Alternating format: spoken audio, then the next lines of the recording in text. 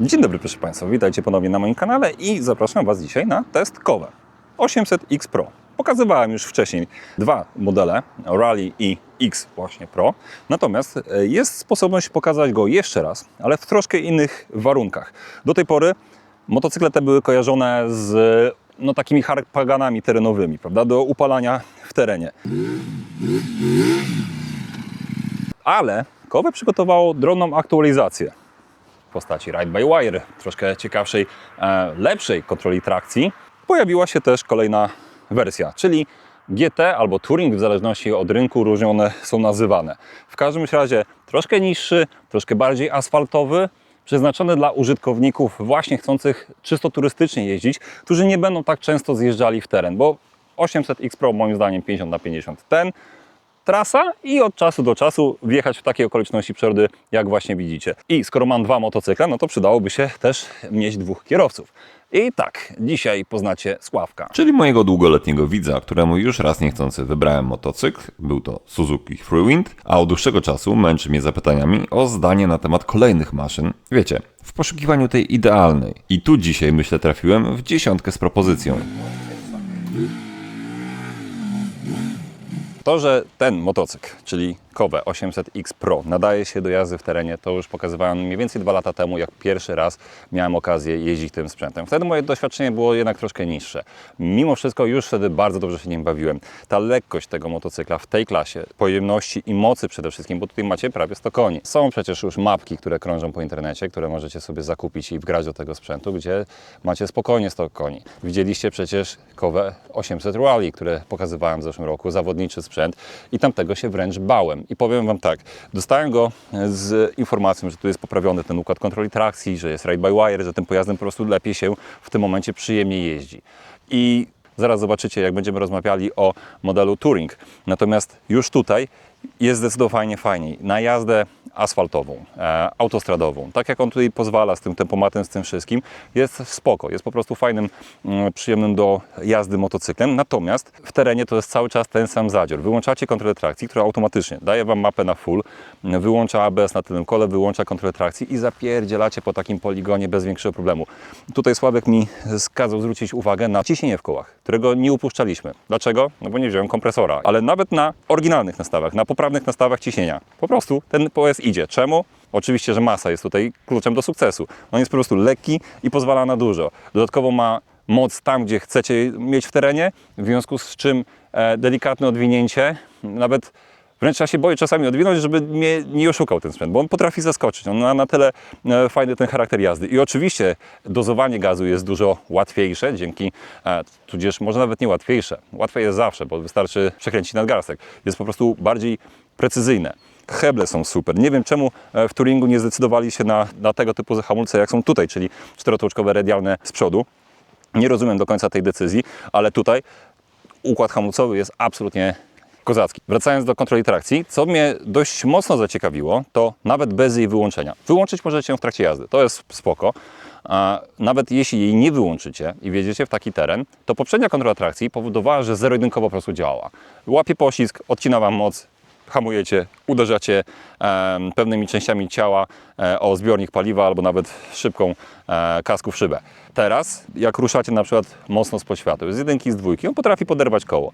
To nie ma takiego właśnie chamskiego zahamowania, tylko jest tak delikatne wygładzenie i lecicie dalej. To samo w terenie tutaj wyłączyłem zapłon, włączyłem z powrotem, nie bawiłem się w wyłączanie kontroli trakcji, pyk, pyk, pyk, przeleciałem bez większego problemu. Gdzieś tam pierwszy raz, albo jeden z pierwszych razy, gdy nie przeszkadzała mi kontrola trakcji podczas jazdy w terenie, a troszkę nawet śmiem twierdzić, żeby pomogła.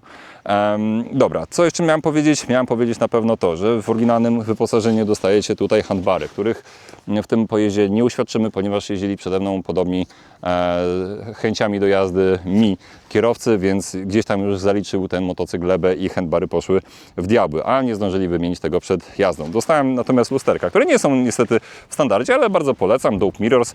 Mam takie na swoim prywatnym motocyklu.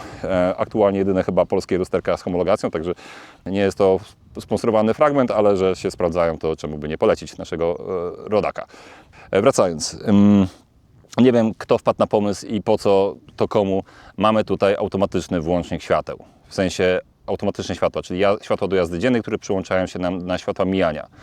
I jak widzę po Sławku, to bardzo często jeździł na długich, bo ten tutaj dzędzelek na kierownicy jest w takim miejscu mało przyjemnym dla naszego palca, właśnie wręcz przeciwnie, bardzo przyjemnym dla naszego palca i dlatego bardzo łatwo jest to włączyć. Natomiast jeśli ustawicie światła w auto, czyli będą się Wam włączały światła do jazdy dziennej, to nie będzie Was widać na drodze, bo te 3 diody po bokach soczewki, one nie świecą, po prostu, nie widać tego kompletnie. W nocy ok, coś tam widać, w trakcie dnia kompletnie jest to niezauważalne, absolutnie bezsensowna pozycja, nie wiem kto to wpadł na to. Także światło do jazdy dziennej są na bakier homologacją europejską na pewno, ale na szczęście można włączyć tryb manual i włączyć na stałe światła mijania i wtedy jest wszystko w porządku i światła są bardzo dobre, bo miałem okazję jeździć tym pojazdem w nocy i tak, narzekać nie można. Jak na dzisiejsze standardy jest może niewybitnie, ale po prostu dobrze. Więc kolejna rzecz, której nie trzeba zmieniać, zarąbiste są te gmole, które tak ładnie są wkomponowane w owiewki. Bardzo mi się podoba, jeśli producent właśnie idzie w tym kierunku. Mamy te sakwy, w ogóle wszystko, co widzicie na tym motocyklu, na jednym, na drugim. Nawet z taką dokładką kluczyka, którą możecie znaleźć doskonale z AliExpress, to wyobraźcie sobie, to są rzeczy, które są oczywiście dostępne na półce w Polsce. Możecie sobie to zamówić. Stanęło na wysokości zadania. Jak się uda, to będę w magazynie z częściami, żeby pokazać Wam, jak to wygląda, ile tych części już jest, ile pozycji domawiają, więc naprawdę importer w tym momencie, podejrzewam, że też i producent motocykla, bardzo ambitnie chce tutaj pokazać na rynku, że jest godnym zaufania producentem po prostu.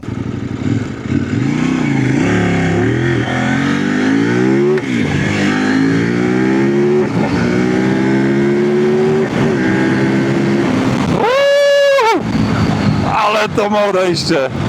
Rzecz, o której tak naprawdę powinienem zacząć, czyli silnik, który, jak wiecie, nie bez powodu mam pomarańczowe okulary z logiem KTM. Tak, właśnie z tej marki pochodzi ta jednostka, sławna na cały świat przez jej problemy techniczne. Tylko jeszcze raz przypomnę, a robiłem o tym bardzo długi materiał, to jest silnik stworzony przez KTM, ale nie produktowany aktualnie przez KTM. KTM wyprodukował wadliwe silniki, następnie poszedł z produkcją do Chin, by wspólnymi siłami, nazwijmy to, unowocześnić ten silnik, poprawić go tanim kosztem po prostu. Najważniejsza rzecz, od której tak naprawdę drama się zaczęła, to wałki rozrządu, które są pokryte specjalnymi powłokami DLC.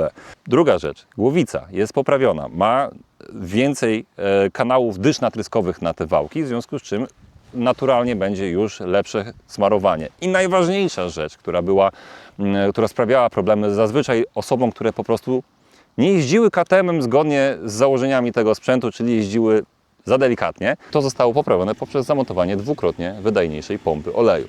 W związku z powyższym, tak, ten silnik nadal pracuje jak sieczkarnia. Jakbyście włożyli tam 2 albo 3 wiadra gwoździ. No nie jest to przyjemne dla ucha, chociaż tutaj został zastosowany przed wyjazdem, konkretnie przy pierwszym przeglądzie patent na zasadzie zalali nam olej 15W50 i jest faktycznie zauważalnie ciszej, chociaż dalej no taka konstrukcja silnika, nie ma co się tego bać, to tak ma być. I nie jest to związane właśnie z wycierającymi się wałkami z rządu. Nie, to jest sieczkarnia, ale poprawiona sieczkarnia, która daje masę frajdy, ma tą moc kiedy trzeba i na trasie, i w terenie. Cholera, za mocno posłodziłem, ale bardzo fajnie się jechało tutaj.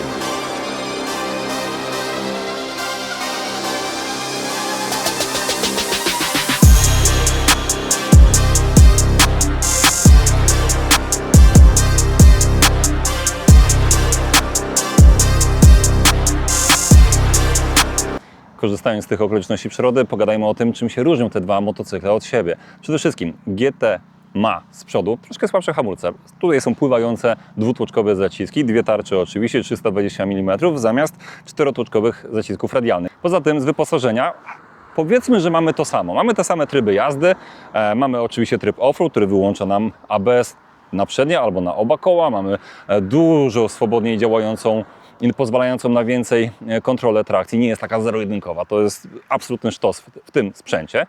Mamy troszkę wyższą szybę, mamy mniejsze koło, z przodu 19 cali, z tyłu 17.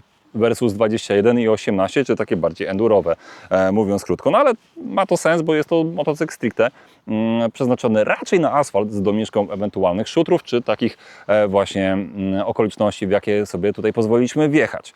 Do tego z wyposażenia wpływającego na komfort, zwłaszcza w gorszych warunkach atmosferycznych, grzanie manetek i grzanie siedzenia.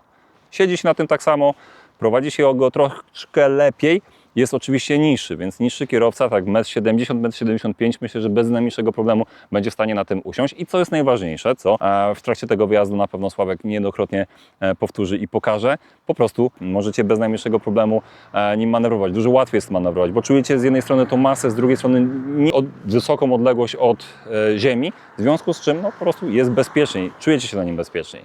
A z drugiej strony dwumetrowiec jak ja też jest w stanie na nim zająć przyzwoitą pozycję. Który jest lepszy dla dwumetrowca? No nie wiem, jak stoicie oczywiście, siedzicie na motocyklu z nogami na ziemi, no to 800X Pro będzie wydawał się lepszy.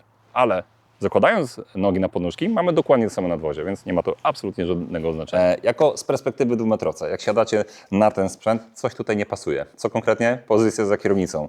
Nie ma gdzie schować nóg. I to jest minus dla wysokiego gościa, ale plus dla każdego innego kierowcy tego sprzętu, takiego jak Sławek, który się tutaj idealnie mieści, co zaraz pokażemy, ale te inne ukształtowanie zbiornika powoduje, że on ma po prostu większy zbiornik. I okazuje się, że tutaj mamy 22 litry, w 800X Pro mamy, zdaje się, 20 litrów. Z racji na charakter jazdy, tudzież styl jazdy, mój też troszkę więcej spalił, ale wyszło coś koło 5,1 litra na 100 km. W takiej, wiecie, lightowej jeździe, tak jak jeździliśmy tymi sprzętami, tak jak nam elektronika pozwalała, czyli sprzęt potrafi na tempomacie, to jest trochę dziwne, trochę wynikające z przepisów prawa chińskiego, tutaj tak mi się przynajmniej wydaje. Chińczycy mają ograniczenia prędkości, z tego co wiem, do 120 na godzinę. Tutaj tempomat możecie zapiąć maksymalnie do 130, minus przekładanie licznikowe, czyli 125, czyli tę bezpieczną granicę limitu prędkości, żeby mandatu nie dostać. Więc jeździliśmy generalnie tymi sprzętami zgodnie z tym, co nam dawały, wjeżdżając na kawałek tam 70-kilometrowy autostrady chociażby i bocznymi międzymiastówkami, no to 5,1 litra myślę, że całkiem niezłe spalanie tego sprzętu. Przy 22 litrach tutaj, no to mamy ponad 400 km na lekko zasięgu. Jak jeździ się naprawdę oszczędzając ten motocykl, no to nawet do 500 dobijemy, tak? Bo tak naprawdę mamy dość głęboką rezerwę. Ja tankowałem przy 320 km przejechanych, już mi migała rezerwa. Okazało się, że tam jeszcze zostało 4 litry, zdaje się. No, czyli jakieś 80 km jeszcze do przejechania. Także no, zasięg potrafi to wykręcić spory i to faktycznie ma być GT, tudzież Touring. Usłyszałem informacje o tych hamulcach, że są słabe, że bardzo kiepsko, bardziej spowalniacze niż hamulce, z czym się nie do końca mogę zgodzić, bo one są dość ambitne, ale pompa, mam wrażenie, że tak pracuje troszkę tempo. I faktycznie dużo więcej siły trzeba użyć, żeby tym motocyklem skutecznie wyhamować w stosunku do Pro. Niemniej jednak te hamulce są spoko. Podejrzewam też, że dobrze byłoby zmienić klocki z chińskiego prasowanego ryżu na coś konkretniejszego i wtedy mamy naprawdę maszynę, która bardzo fajnie będzie śmigała nam po trasach. Cóż jeszcze mogę powiedzieć? Zapytajmy osobę, która tym jeździła po prostu. Dziękuję Ci za zapowiedź. Nie ma problemu. Tak, więc po powrocie do motocyklizmu od 10 lat szukam czegoś. Te moje wymagania zmniejszają się, im jestem starszy, tym chciałbym lżej, łatwiej, przyjemniej. I to jest chyba to, czyli nie zabierając mocy, nie zabierając tych walorów, które dają frajdę i uśmiech na twarzy. No mam coś, co spełnia te oczekiwania. Jest lekki, jest szybki i hamulce, jak na moją jazdę, w zupełności wystarczą. Grzana kanapa, manetki, amortyzator skrętu. Duży zbiornik przede wszystkim, co w moim aktualnym motocyklu, którym jeżdżę i może jakby ktoś go chciał, to oddam albo zamienię. Niemca na Chińczyka, czyli Niemca na Chińczyka. No na pewno. No ale to ktoś nas głównie właśnie ze krytykuje. względu na tą Tak, masę i że... wysokość tego sprzętu, bo Tak. to jest fenomenem jak dla mnie, że to jest dalej w pełni adventurowo sprawny sprzęt, który potrafi naprawdę zrobić cuda. Ten silnik dalej jest taki zero-jedynkowy, jak był do tej pory. Wygładzili go, tak, dali mu te systemy kontroli trakcji, dali mu mapy i tym podobne rzeczy, więc tym się da się jechać tym gładziej. O właśnie, to jest dość istotne, żeby się usiadł, Więc tak, ale to jest seryjny sprzęt, którym da się jechać Cała bardzo ambitnie stopa. w terenie. Świetne ugięcie kolana, nie męczące. Niemniej jednak, a propos tej masy, to twoje spostrzeżenie, wydawało mi się, że to bardziej ja będę odczuwał ze względu na wysokość i po prostu ja jestem żaglem na takim motocyklu, ale ciebie też bujało. I niestety właśnie konsekwencja niższej masy Tak. to jest Mniejsza większa stabilność. podatność, mniejsza stabilność, większa podatność na boczne wiatry. No I ale to jest umówmy taki się, że ja mankament. też nie jeżdżę 150 czy 180. A czy przy prędkościach tempomatowych tutaj Tak. jest git? Jest git. Powyżej, Idzie- no bo umówmy się, ten Muszę go silnik trzymać, na nie? szóstce no, ambitnie przyspiesza, nawet właśnie w trybie komfort. 5000 obrotów i nagle dostajecie strzał w Tak. plecy i idzie. Momentalnie idzie. paka 60 jest Przyspiesza. w chwilę Niesamowite. moment, ale przy tych właśnie większych prędkościach już czujecie, że ten silnik nie jest, znaczy ten silnik, ten motocykl nie jest aż tak stabilny. Tak, i jazda na stojąco jak najbardziej. I to nie wiem jak to działa, ja też jestem w stanie na nim na stojąco jechać. Także Da się. No to tyle na razie moich uwag. Zobaczymy, co się będzie działo po szutrach i piachu. skorzystając z okolicznego poligonu, Tak. Raczej piachu.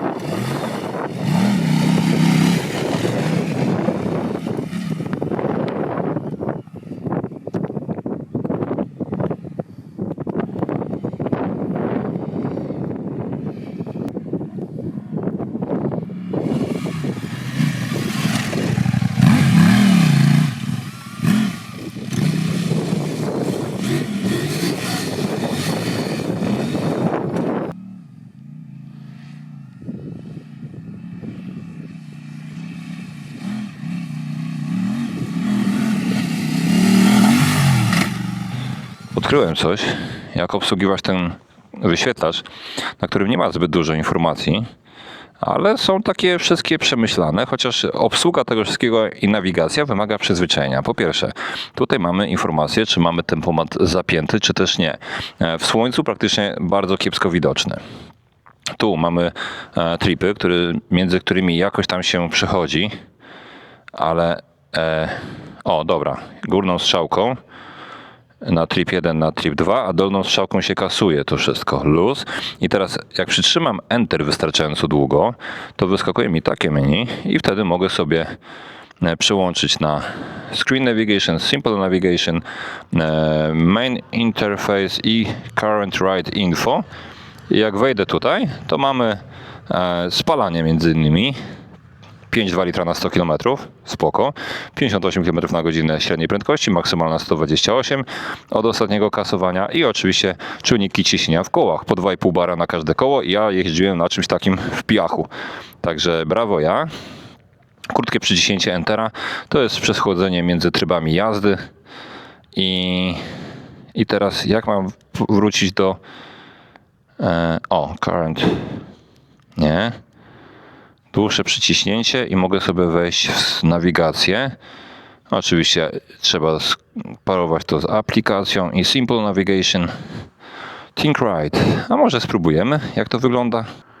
Dobra, trzeba zapłacić za nawigację, to mi niekoniecznie jest po drodze. W kwestii podsumowania. Czy mnie coś zaskoczyło w tych dwóch motocyklach? W zasadzie nie. Faktycznie to, co jest dołożone, działa tak, jakbyśmy sobie tego życzyli. Ale liczyłem na to, że będzie troszkę więcej, że zaszaleją w kowę i wiem, że czego szukają użytkownicy, zwłaszcza ci mniej zaawansowani, którzy chcą jeździć w poślizgach itd. I liczą na to, że elektronika im na to pozwoli.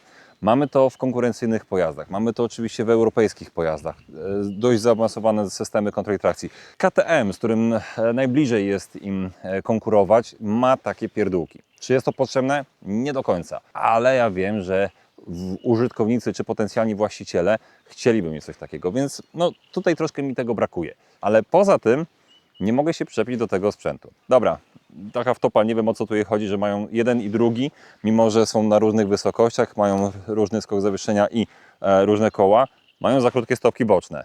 wydaje mi się, że quick shifter wymaga delikatnie jeszcze kalibracji. W trybie sport, gdzie idziecie na bombie, nie ma najmniejszego problemu, przyjemny strzał z wydechu, fajnie się rozpędza i w ogóle różnica między trybem sport a komfort jest naprawdę zauważalna. Komfort to jest taki potulny kotek, mocny, ale potulny kotek, ale przełączacie go w sport i robi się wariat. To samo w trybie offroad. Pełna moc silnika dostępna zawsze, po prostu. Ten silnik jest niesamowicie elastyczny i fajnie mocny. Zawieszenie działa fajnie, jest regulacja. Mamy regulację, dobra, nie ma regulacji klamki sprzęgła, pierdoła, ale w kwestii kustomizacji by się mogło to przydać.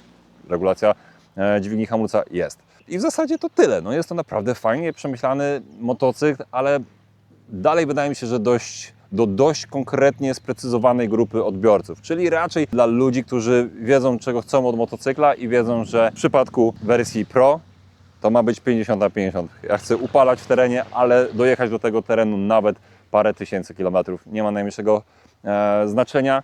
Cały dzień jazdy w siodle na tym sprzęcie nie męczy nawet dwumetrowca jak ja. W przypadku wersji Touring, tudzież GT, no bo dalej nie wiem, na stronie jest Touring, tutaj mamy na owiewkach nazwę GT. Tutaj też mu nic nie brakuje. Te hamulce wystarczają i ten jest chyba właśnie skierowany do tej grupy osób, która chce czegoś fajnego, kąśliwego, ale jednak bardziej takiego cywilizowanego. I tutaj to dostanie. Fajnie skręca, lepiej się trochę składa w zakręty, hamulce są wystarczające, moc w tym komforcie, no właśnie taki potulny kotek, który ma zawsze dostęp do mocy. A jeśli chcecie, przełączacie go w tryb sport i zapindalać. Tyle mojego zdania. A co ma do powiedzenia Sławek w tym temacie? Cóż mogę powiedzieć? Tak z Kamilem do końca się nie zgodzę, dlatego że mi ten motocykl w zupełności wystarczył. Nie chcę chodzić ślizgiem, nie chcę przejeżdżać przez nie wiadomo jakie piachy, nie chcę skakać, nie chcę kontrolowanych i niekontrolowanych uślizgów, których mi ten motocykl wybroni. Po prostu chcę normalnie nim podróżować i on jest idealny, jest lekki, wszędzie przejeżdżam, wypycham go, skręcam. No, ma takie drobne niedoskonałości, a mianowicie to jest na przykład słabo widoczna ikonka tempomatu, ta stopa, która mi się tu opiera na katalizatorze, a w zasadzie więcej nie potrzebuję, jest wszystko ok. Jest wygodny, jest szybki. Nie testowałem grzanej kanapy, bo jest bardzo upalnie. Nie testowałem grzanych manetek. Zgrabne są, bo jest bardzo upalnie. No, kurczę, jechać i tyle. W zasadzie no, ten tryb komfort to w zupełności dla mnie i na moją jazdę to wystarczy. Także moi drodzy, chcecie poszaleć, będziecie szaleć. Chcecie grzecznie jeździć, będziecie jeździć. Tyle moich uwag. Dziękuję. No, jakby ktoś chciał zamienić, albo panie Kowe, pan ode mnie to odkupi, a ja bym tego wziął. Zamienimy, tak, nie ma, będzie deal. Ja mam taki fajny motocykl, którym chętnie bym się pozbył. No, dobrze, może. I współpraca z pewną niemiecką marką poszła. To się wytnie. Tak, tak.